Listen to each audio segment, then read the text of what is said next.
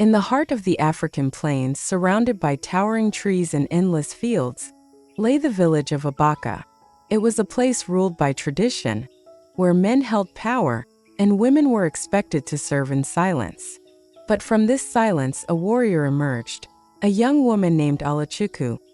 Alachuku was born with a strength that defied her small frame. Her beauty was undeniable, her features sharp and radiant like the morning sun. But it was her fiery spirit that truly set her apart. From a young age, she challenged the norms of her village.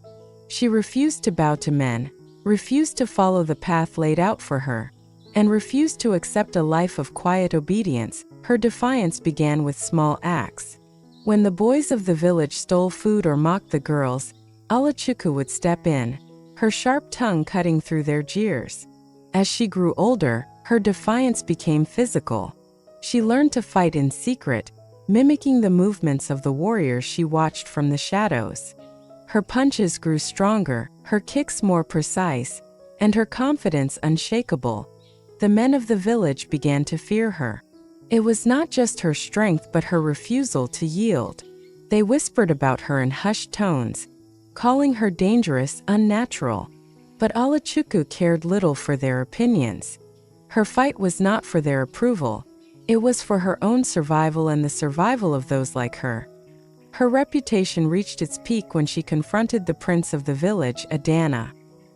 He was a man of great pride, known for his skill in battle and his ruthless nature. Adana saw Alachuku as a threat to the order of Abaka, a challenge to his authority. One day, during a village gathering, he confronted her. "You think yourself equal to men," he said, his voice loud and commanding.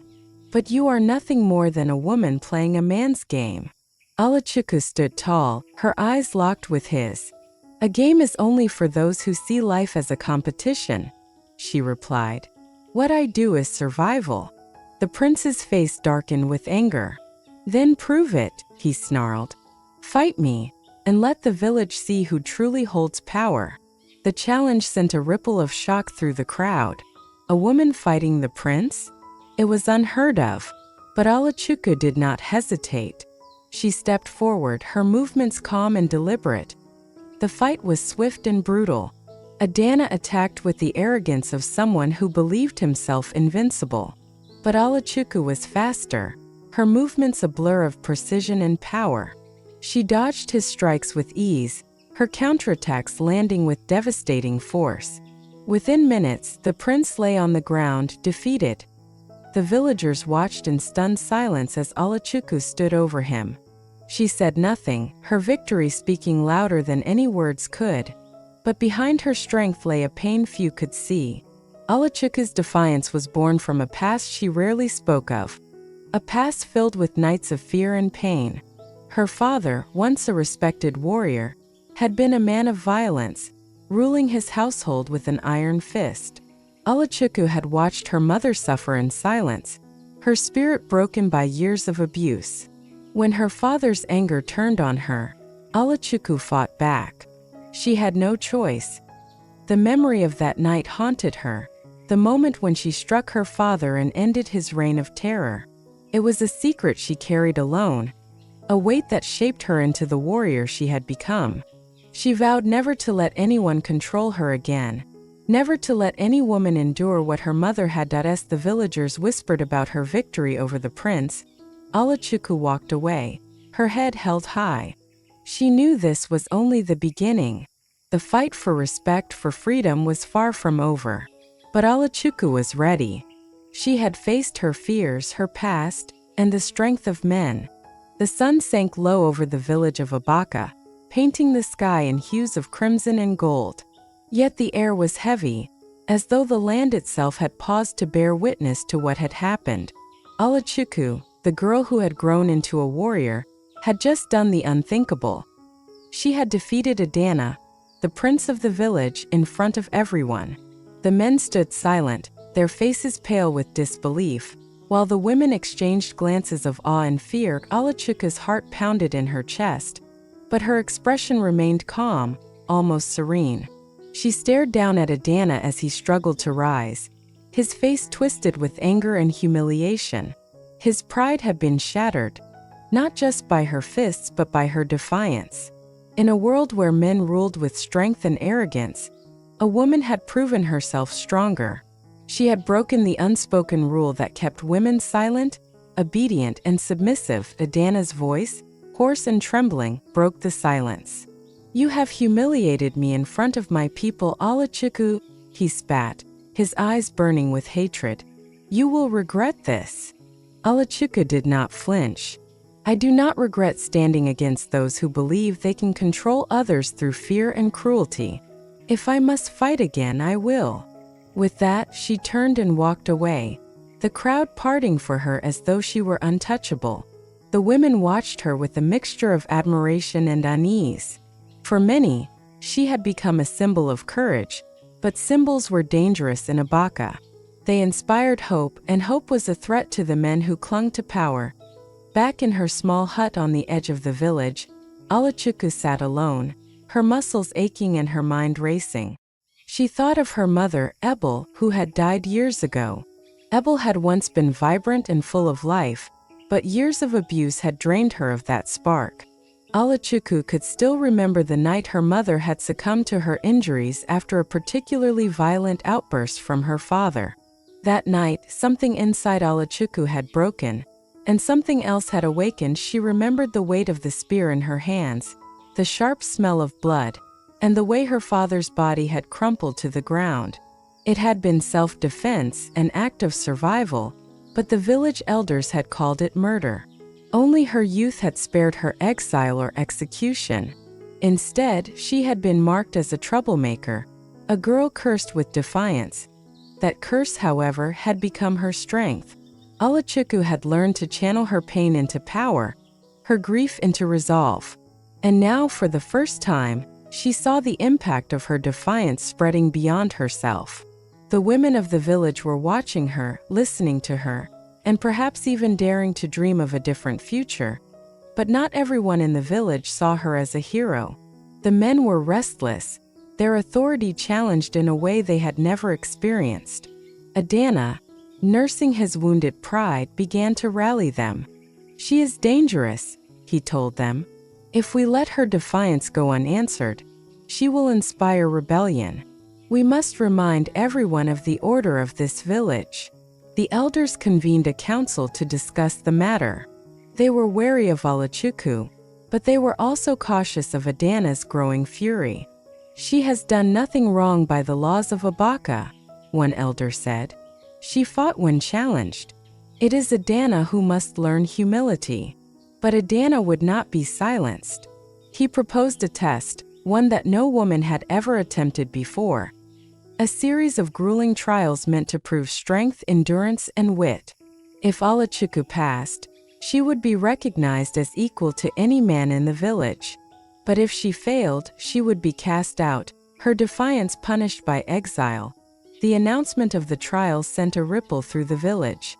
Alachuku accepted without hesitation, her face unreadable as the terms were laid out. The trials would be brutal, and the men designing them ensured that they would push her to the brink of death. But Alachuku's resolve was unshakable. She did not fight for herself alone anymore. She fought for the women who whispered her name in the dark, for the girls who watched her with wide, hopeful eyes, and for the memory of her mother, who had died believing she was powerless. The first trial began at dawn, a test of strength that pitted Alachuku against the strongest warriors in the village. They mocked her as she stepped forward, but their laughter soon turned to stunned silence as she bested one man after another. Her movements were precise, her strikes relentless. By the end, even her harshest critics could not deny her victory. The second trial tested her endurance, forcing her to carry heavy loads across scorching plains under the unforgiving sun. The men who competed with her collapsed one by one, their bodies unable to endure the grueling task. But Alachuku pressed on, her steps steady, her face set in determination. The third trial was a test of wit, a labyrinth of riddles and traps meant to confuse and deceive. Here, Alachuku's sharp mind proved as formidable as her body. She navigated the maze with ease, her instincts guiding her where logic could not. By the time the final trial arrived, the villagers had gathered in the square, their voices buzzing with anticipation. Alachuku stood at the center, her body battered but her spirit unbroken.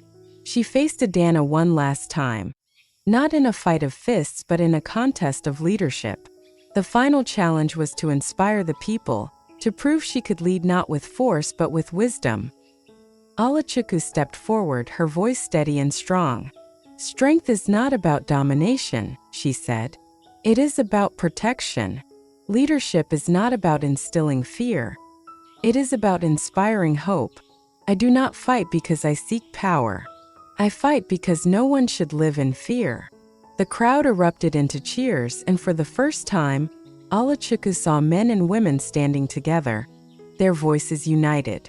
Adana's face darkened, but he could do nothing to silence them. Alachuku had won, not just the trials but the hearts of her people. But even as the village celebrated, Alachuku knew her journey was far from over. The shadows of her past still loomed, and the battle for true equality was only beginning. She stood at the edge of the crowd, her eyes fixed on the horizon, where the setting sun painted the sky in flames. The fight within her burned just as brightly, and she knew she would never stop until the world she envisioned became a reality. As the days turned into weeks, Alachuku's victory in the trials became the talk of not just Abaka, but the surrounding villages. Travelers brought tales of the woman who had defeated every man in her path, who had stood tall against the prince himself, and who had endured trials that would have broken the strongest warriors. Her name became a symbol, whispered in quiet reverence by women and in nervous murmurs by men. But for Alachuku, life remained far from simple. Though the villagers now looked to her as a leader, many still harbored resentment. The men who had lost to her nursed their wounded pride, and even some of the women whispered doubts about her place in their world. The elders, torn between admiration for her strength and fear of the change she represented, watched her closely, waiting for her to falter. Alachuku, however, carried on. She began to train the women of the village, teaching them the skills she had spent years perfecting. At first, only a few dared to join her, young girls who had always dreamed of something more, widows who had nothing left to lose. But as the days passed and Alachuku's lessons spread, more women stepped forward. They learned to fight, to defend themselves, and to stand tall in a world that sought to keep them small.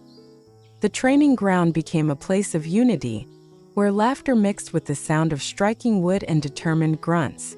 Mothers brought their daughters, grandmothers encouraged their granddaughters, and even some of the younger men began to watch with hesitant curiosity. For the first time, the balance of power in Abaka began to shift. But not everyone welcomed this change. Adana, still bitter from his defeat, saw Alachuku's growing influence as a threat to his future rule. He began to conspire with other men in the village, crafting plans to undermine her. "She is dividing us," he told them, his voice low and venomous. "If we allow this to continue, she will destroy everything we hold dear." One night, as the village lay quiet under a blanket of stars, Adana and his followers struck. They set fire to the training grounds, the flames consuming the wooden dummies and sparring tools that Alachuku and her students had worked so hard to build. By the time the villagers awoke, the fire had reduced the grounds to ash. Alachuku stood before the smoldering remains, her face unreadable. The women who had trained with her gathered around, their expressions a mix of fear and anger. "This is their warning," one of them whispered. "They want us to stop." But Alachuku's voice was steady as she replied, "They can burn our tools, but they cannot destroy what we have learned. Our strength is within us, and it cannot be taken away." From that day forward, the training moved to the forest, hidden among the thick trees and underbrush. Alachuku and her students grew more determined, their movements sharper, their resolve harder. The forest became their sanctuary, a place where they could dream of a better future away from prying eyes. Yet even as she led her growing group of followers, Alachuku felt the weight of her position pressing down on her. The villagers saw her as a leader, but she still carried the scars of her past. Memories of her father's cruelty, her mother's broken spirit, and the night she had ended it all haunted her.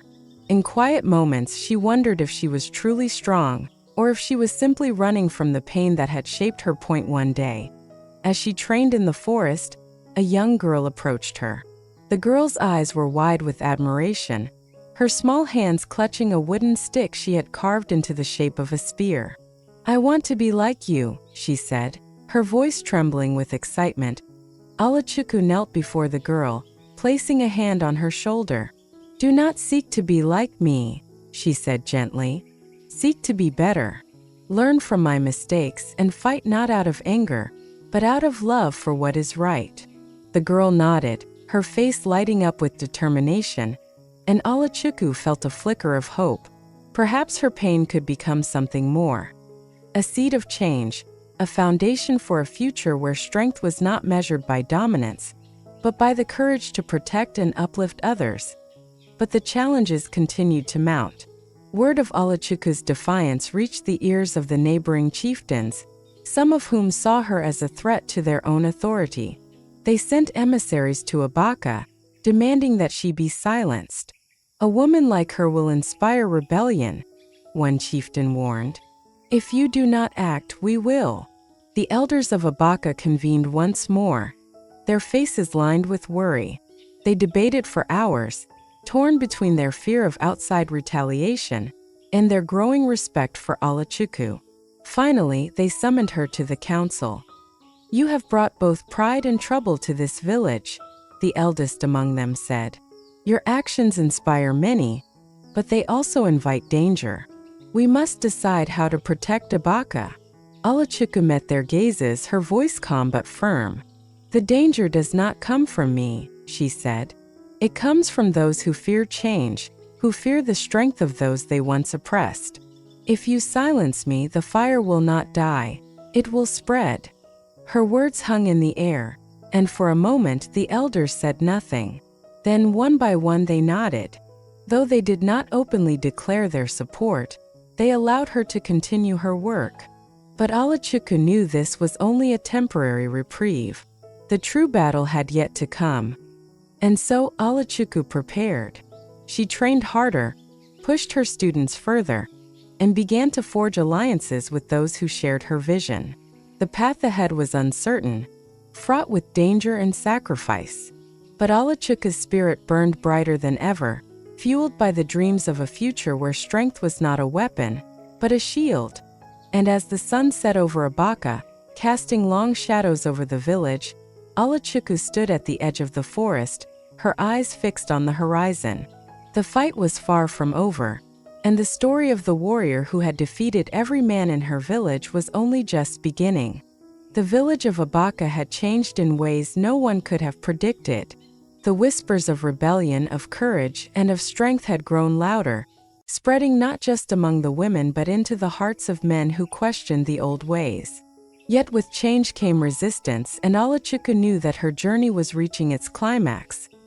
The neighboring chieftains, unable to ignore her growing influence, sent an ultimatum to Abaka: silence Alachuku or face war. The elders, torn and frightened, summoned her once more. Their voices were heavy with fear. "You have inspired many, Alachuku, but your defiance now threatens the peace of our village. What will you do?" Alachuku stood before them, her gaze steady. "Peace built on fear is not peace at all," she said. "If we bow now, we will forever live under the shadow of oppression. But if we stand together, not just as men or women, but as people who value freedom and respect, we can show the world that true strength lies in unity." Her words struck a chord not just with the elders, but with the villagers who had gathered outside to listen.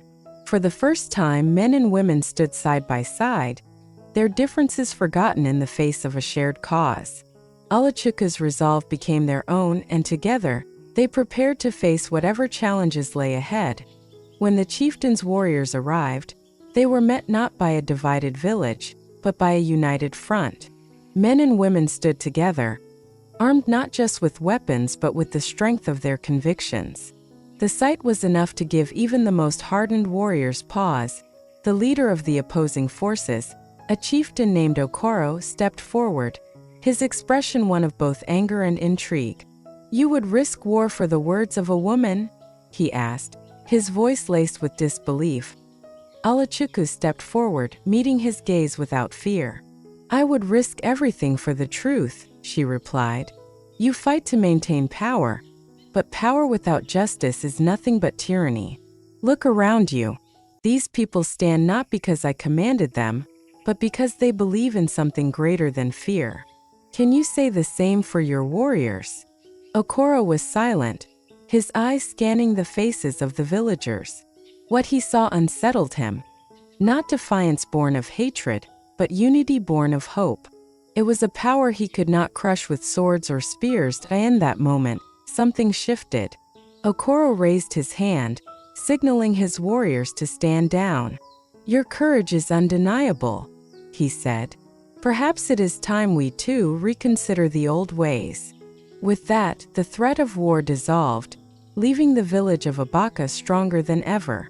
Alachuka's fight had not just protected her people but had sparked a movement that would ripple across the land. As the sun set that evening, Alachuku stood at the edge of the village, watching the horizon.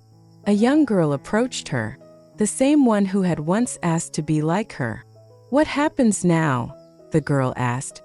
Alachuka smiled, her voice soft but firm. "Now we build a future where no one lives in fear. A future where strength is not used to dominate but to protect.